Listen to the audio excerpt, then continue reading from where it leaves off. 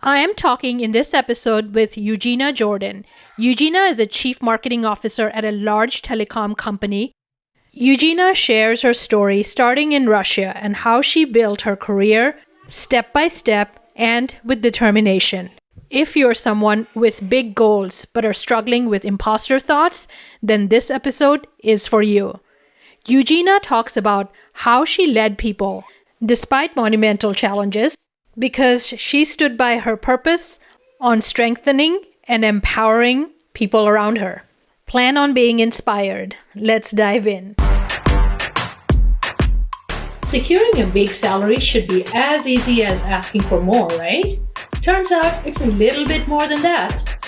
First, let me ask you, which of these apply to you? Reading org announcements with envy as other people get promoted? Working long hours with little to show for it? Getting more degrees hoping to be seen? Don't feel bad. I made the same mistake myself without even realizing it. And it's not your fault. In this podcast, I'm going to help you master the strategy and techniques on how to get promoted, how to double your paycheck, and how to secure more flexibility without adding more work or more degrees.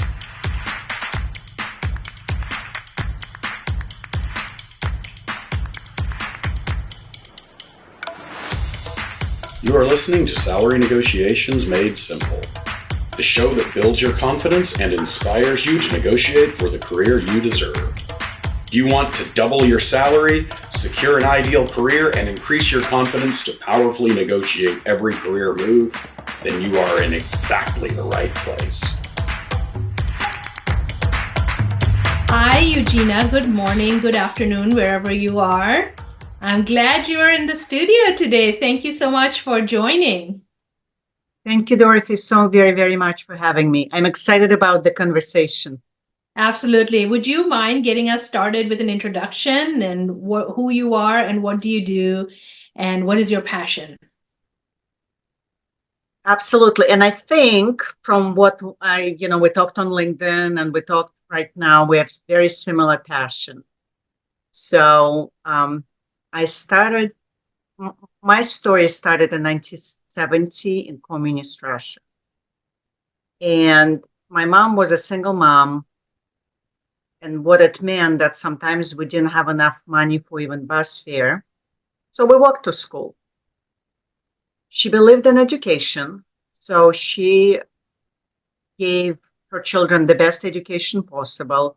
I graduated with master's in teaching. And then she did even more. She scraped enough money to send me to Canada in 95. And that's where I got my second education. Computer science undergrad.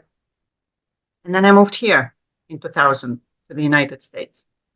I moved for love, and I was hoping for happily ever after, and it didn't happen. So I ended up in a very abusive marriage, and it took me the longest time. It took me probably until about 3 years ago to share that part of my story, because as executive women, we're expected to be perfect. And we have all parts of our stories. We grew up poor and we struggled. And so we just need to remove that stigma. So when I left the marriage, I decided to grow my career.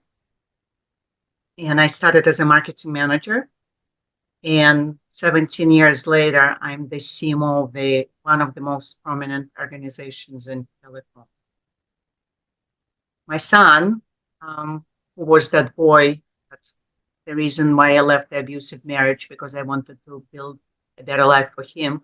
He's now a college freshman. You see the picture behind that when he was little, now he's a college freshman.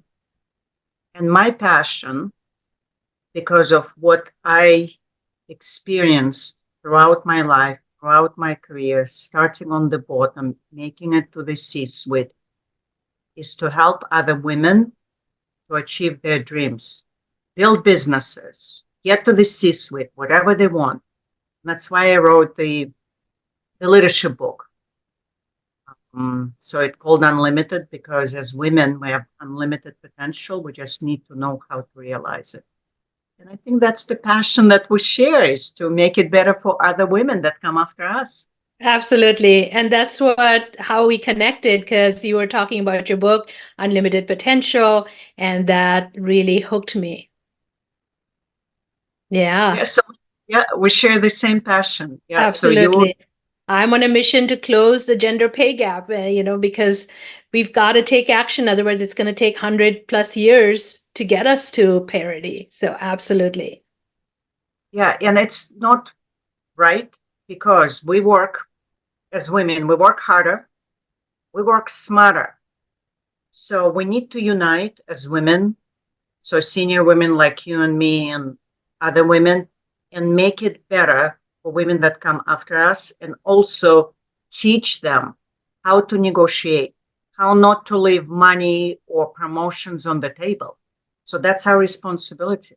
Yeah, absolutely. That's a great segue, yeah, Eugina. You have overcome a lot in your life, personal life, and professional life. You work in a very primarily male-dominated industry. Could you walk us through your fears and doubts and issues of self-esteem when you started, and how you overcame those? Like, what are some tips and tricks to overcome that kind of a fear or self-doubt if you were ever in that situation? That is, acknowledging your fears, weaknesses is a part of being vulnerable, and realizing that we're all human. So, as women, and me personally, we always think we're not good enough, we're not smart enough, and we don't even apply for jobs unless we meet 85, 90%. Men, they know they're wonderful. They apply for jobs even if they don't have that on their resume. So fear is not opposite of not being afraid. Fear is still doing what you're afraid of, by having confidence and realizing that you need to do it, that you deserve it, that you're smart. So throughout my career, I asked myself that question: why not me? I didn't have a marketing degree in 2007 when I started in marketing, but the question was, why not me? I can learn. And I did learn. The first year, I blocked it out of my mind because I was working and learning. And I'm very grateful for the opportunity. So I think that's the main blocker for women. It's thinking we're not good enough. And because we believe we're not good enough, we don't negotiate our worth. We don't ask for promotions. We don't talk about our accomplishments. So, tips and tricks that I give myself and I tell women that I mentor, or it's in my book: make a brag list. Because, ladies, whoever is listening, you've achieved a lot. Write all those accomplishments down. And then put it in your bathroom, that list. Take a screenshot of it and put it on your phone.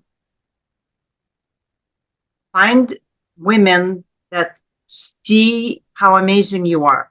And when you feel down, that's tactic number one. Tell them so they can hype you up. Mm-hmm. Mm-hmm. And number three, talk about your accomplishments. Because when you talk about your accomplishments, you're doing a service to your employer, because they seeing how amazing you are with all those accomplishments supported by data. It's a service to you, because you're going to get that promotion. And it's a service to women that watching on the sidelines, asking, questioning, are they good enough? So you giving them that hope.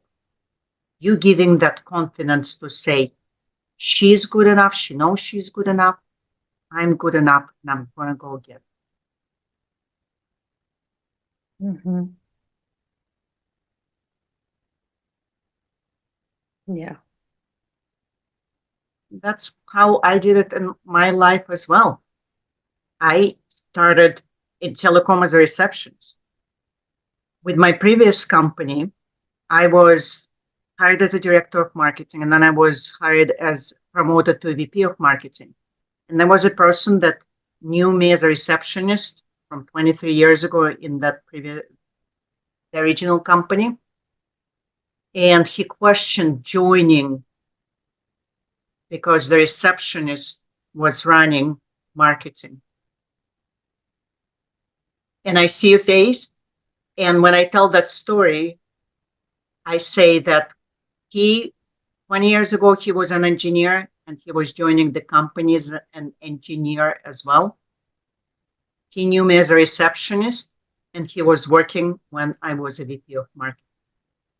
So if I listen to those people saying, oh my God, you're a receptionist, you're this, you're that, I would have never become the chief marketing officer. They're gonna, haters gonna say, hey, as Tyler Mm-hmm. Swift, you stay centered on yourself and your cheerleaders. Mm-hmm. That's powerful, Eugenia. That's powerful. Who is an inspiration for you? My inspiration, I think it comes at different stages of our life. We have different inspirations. When I was a working mom, it was Michelle Obama because one of her quotes that you can have it all, but not at the same time, Mm-hmm. helped me realize that I was a single parent for 6 years. So just to balance, motherhood and career, that was very powerful and inspirational. Um, right now, as I am getting older, it's Eleanor Roosevelt with all her wisdom. She's my inspiration. RGB, of course, because she's always been um, a light for women. She always fought for us. So now we need to, in our industries, we need to carry the torch.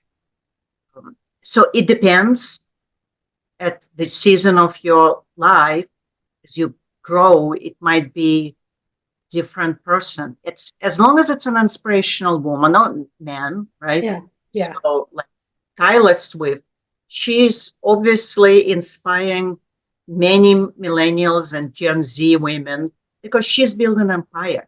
Mm-hmm. So find who you resonate with at the stage of your life and just keep going. And it's okay when you grow and you change, then you find this inspiration on someone else or something else. We all change.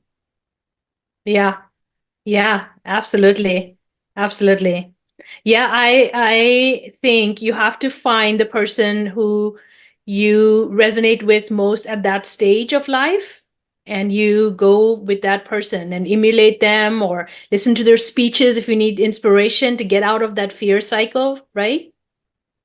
Yes, absolutely. And if we were to quote Eleanor Roosevelt, she said that no, and I'm going to slightly maybe butcher the quote, but the only person that can make you feel inferior is you, Yeah. no one else. So, and the fear is always about, oh, are they going to judge me? So, and by being afraid that they're going to judge you, you're eliminating yourself from taking that step. Mm-hmm. So, and you're making yourself feel inferior. It's not them not giving you the promotions. It's you not asking for them. It's not them not giving you the pay. It's you not going out there and not asking for it. So it's all in our hands. And I have plenty of stories from my career when I asked for a promotion and I was not given it. And it was okay. It was Yeah. not a failure. So I channeled my energy elsewhere. There were moments in my career when I brought data and I did get the pay raise, 30% pay raise. But it's asking in being afraid they're going to judge me or being afraid of a no, then it's blocking yourself from any potential pay raise or promotions or eliminating the pay gap. Mm-hmm. So what I always tell myself and others, if you're afraid, still do it. Because if you don't, you know how they say the answer is always no. Yeah. But say yes, Yeah. right? Right. Right. Absolutely. Asking about your book now in the concept of unlimited potential, what is few things in your work that you found is holding women back from realizing that they have unlimited potential or acknowledging and acting on that unlimited potential? Two things. Number one, it's ourselves. So we need to have self-awareness about our strengths, our weaknesses, what we want, and how people perceive us. And also, we need to understand that it's okay if we are not who we are today. And if we want to grow and learn, it's okay. Rome wasn't built overnight. So we need to be self compassionate, self loving, self encouraging, and be our biggest cheerleader. And unlimited potential, we all have it. So it's just realizing that, yes, we have an unlimited potential, and the only person that can limit ourselves are ourselves. And number two, women always search for mentors. They need to search for sponsors. And the difference is it's groundbreaking, it's a life-changing to one's career. So mentors, they can help women become better humans, better professionals, realize their blockers. So they can help unblock those women. Sponsors, they're gonna give women opportunities. They're gonna mention that woman's person name in a meeting. And it's very hard for women to find sponsors. I had a sponsor. So when I started as a receptionist in telecom, I quickly grew up because the CEO saw the fire in my belly. So I became his executive assistant, then I became the chief of staff, then I managed the board of directors and the whole executive team and the administration department in that company. When I wanted the marketing job, I knew how important I was that to CEO. I was left, right, hand. So I was really afraid that he was not going to let me go. I marched into that office. He was sitting at the desk. The sun was shining on his computer. And before I said anything, before I even said good morning, I blurted out, marketing has an opening for marketing manager. Please let me go. And he looked at me and he asked me to explain. And I said, there's an opening and I want an internal transfer. He got up from his desk. He came to me. He gave me a big hug. And he said, of course, I'm going to miss you, but I cannot hold you from growing. He gave me a glowing reference. And 16 years later, this summer, when I wrote my book, obviously I sent it to him because if it weren't for him, I wouldn't be the CMO. And wrote a nice note. And that story is in the book. And he replied a couple of months later, he said, I remember that story like it was yesterday. And we made the decision that was not only right for you and me, but that decision was right for the companies, people, markets, and industries that you've impacted in the last 17 years. So find your CEO like that. My CEO's name is Ashtapod. So go out there, ladies. Once you realize you're amazing, go find your own Ashtapod that will see your passion, your hard work, and will help you get your next step. Wow. Yeah, that is the power of sponsors, allies, and you have to find them, right? And they're also going to give you that pep talk when you are in the trenches, when you're not feeling the most confident.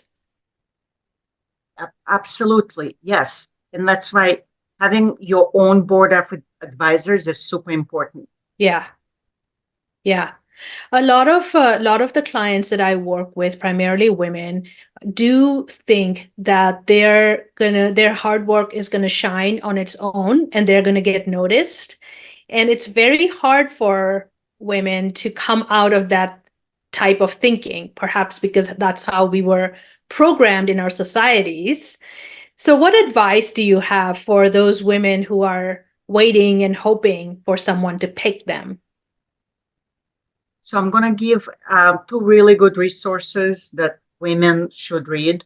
One of them is Dr. Maltz. He wrote Psychocybernetics. It talks about how to reprogram ourselves. Fabulous resource because he sees humans as computers and what goes in comes out. So if you say I'm stupid, then you're going to project that you're stupid. If you say I'm wonderful and smart and confident, that's what's going to come out. Because he was a plastic surgeon and he noticed that even after he changed the face to being the most beautiful face, people still felt bad about themselves. And he realized that's how we talk to ourselves. So that's resource number one. And the other resource is Brené Brown, I Thought It Was Me, and it talks about triggers. And that's what you just, Dorothy, you were talking about. It's the triggers. So, in realizing that we do have triggers. I grew up in communist Russia. Asking for money was inappropriate. It was absolutely the worst thing that you could do. Talking about your accomplishments, absolutely not. That's really bad. It's like, why are you bragging? So it's just realizing where those triggers were born and how they manifest in your current life. And then just working on them. Because talking about your accomplishment, it's a service, as I mentioned. It's a service to yourself, and it's a service to people like you that come after you. And of course, don't talk about accomplishments just for the sake of it. Have data, and you probably have a ton of data. Deals that you closed, marketing campaigns, that you successfully run, technical releases and roadmaps that you launched, and a whole bunch of things. So just keep that list. So when you walk into the office to ask for the promotion, you have that list. It's all data supported.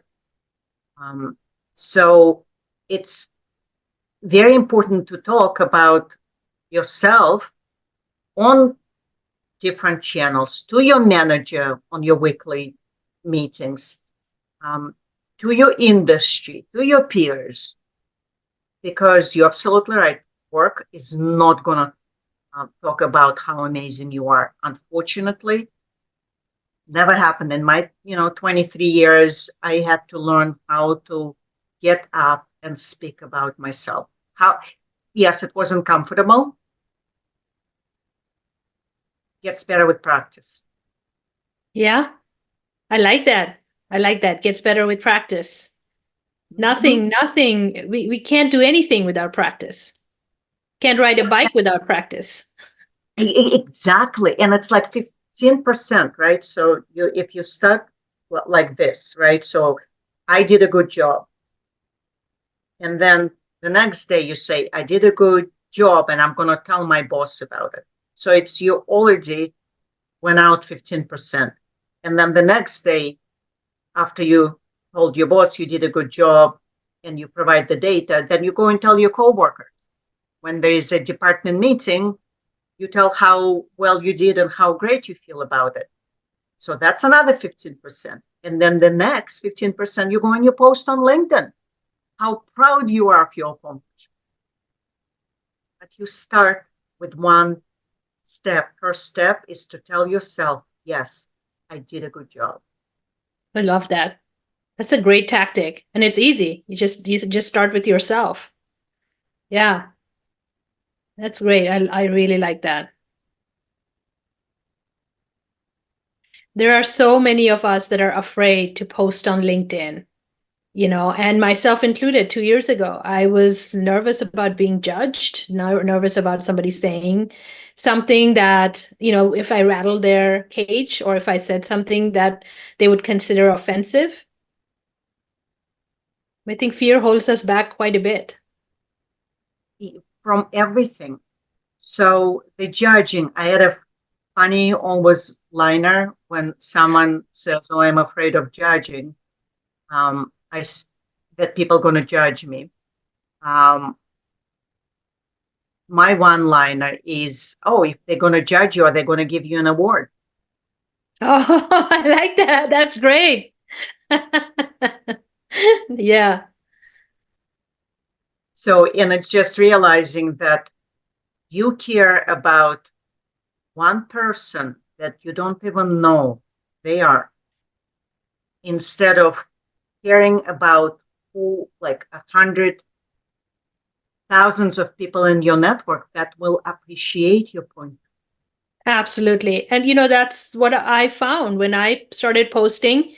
There were people from my past who reached out and said, "You're doing such important work. I really appreciate it. I really learned a lot." Or, "I've been holding myself back and now I see you and I'm going to post." So you're being an inspiration, far more that than anybody saying, "Oh, you're talking about gender, issues and they're not available," or somebody judging the way I wrote. That's very few and far between. Exactly. And if people are judging you, and it's on them, it's not on you. Yeah. Yeah. I follow Cody Sanchez, who's definitely very inspiring, and she says if you've got some haters, then you're doing something right, and I completely believe that. Like, invite those haters, right? Like, because you're making a difference in somebody's life when you get people hating you. Absolutely. And if someone blocks you on LinkedIn, even better. Yeah. Oh, that's amazing. What's next for you? You wrote a book. You're, top of your game in your career. So what does success look like in the next 5 to 10 years for you? That is a very good question, because we're talking right before the end of 2023, and I'm working on my 2024 plan across all aspects of myself, as a human, as a wife, as a mother, as a dog mother, as a professional, as a book author. Um, and I think what I want to be known for is as someone that in my industry drove innovation. And that's what I'm doing with TIP as a chief marketing officer. And that's important to me. AI is changing how we build networks, how we operate networks. So I'm a technologist. So I want to be known for that part of my work, driving innovation. I have 12 patents and hopefully we'll have more. Then I also want to be known as an innovative marketer. I believe that when we market, it's not just B2B, business to business, but it's always business to business, human. So it's B2B to A. So I'm hoping go and teach young marketers out there how to connect with their potential customers, prospects, and how to market as a human. And lastly, as a female leader, Though I don't like when we say female leader because you never say male Male leader. leader. Hmm. Yes, yes. So, as a female leader in a very male dominated industry, I want to make sure I open more doors and become that sponsor for many or inspire many, and not just in telecom, but in tech, on health IT, and other, tech adjacent industries. And that's what my book is all about. So those three pillars of me as a human, as a professional, I hope that they will expand into meaningful and impactful things that I will do in the areas of tech, leadership, and marketing. Fantastic. Can't wait to see all of the action that you execute in the next few years. I'm going to be waiting and seeing. Thank Absolutely. One piece of advice, my last question, one piece of advice to our listeners who are leaders, who want to be leaders, and maybe are being held back by societal norms or their own concerns of self-worth. So I believe that the only person that can limit you is you. And if you want to be a leader, being a leader, it doesn't have a title attached to it. Being a leader is making sure that people that you work with, people you collaborate with, they have clear direction, they treat fairly and empathetically, and they know where they're going. So you can step into a leadership role at any company. And then if you want the title, you can ask for the title, work for the title. If you want to manage people, you can, again, go and ask for it. I can tell a little story how I stepped into a position of leadership when there was lack of leadership. So my previous company in the summer of 2022 had a mass layoff. Many of us, 600, were laid off on Zoom. Our access was cut from the computer, from the network within an hour, very little severance. And company was not offering any resources. So what I realized is 600 people lost their ability to support themselves, their families, and also they had no guidance. They were lost because they had that job for a long time and they were lost. So what I did, posted on LinkedIn because of my platform and the network I've built previously. The post went viral and people were commenting with the jobs and competitors were reaching out. So I realized we needed to create a LinkedIn group because I needed to repost all the jobs there. So I stepped up in the role of leader of 600 laid off people because the leadership of the company, though I was the ex-leader of the company, they were not helping. So I could have helped myself. I had a good brand and I could have just asked for a job for myself. But as a human, couldn't do it. So competitors set up task forces. Then other people in the group started pulling their networks. And all those people got placed within 2 months because of the power of the community.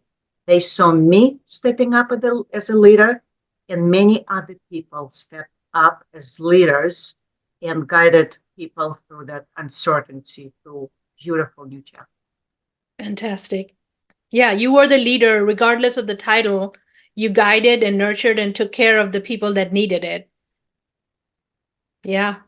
What a great story. I love that. Thank you. Yeah. Well, Eugina, this has been delightful. Thank you so much for coming to the studio and sharing your insights. Where can people find you? They can find my book on Amazon, Eugina Jordan. It's available in ebook and it's available as a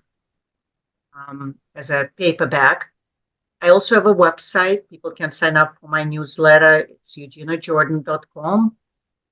And I am on all the social channels. If people like Twitter, you can find Eugina Jordan on Twitter. Facebook, you got it.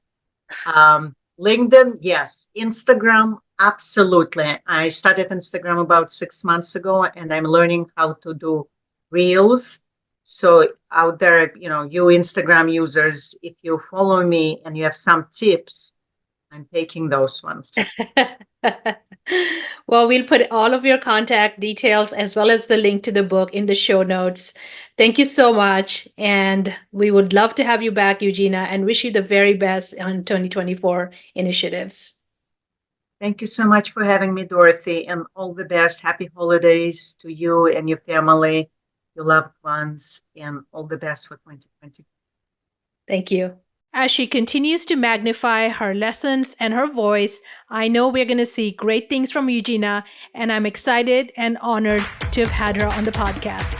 Thanks for listening, and bye for now. There you have it, my friends. As you know, I'm on a mission to close the pay gap. Every podcast episode is designed to give you the tools, techniques, and inspiration so you can bravely advocate for yourself. Thank you for listening, and bye for now.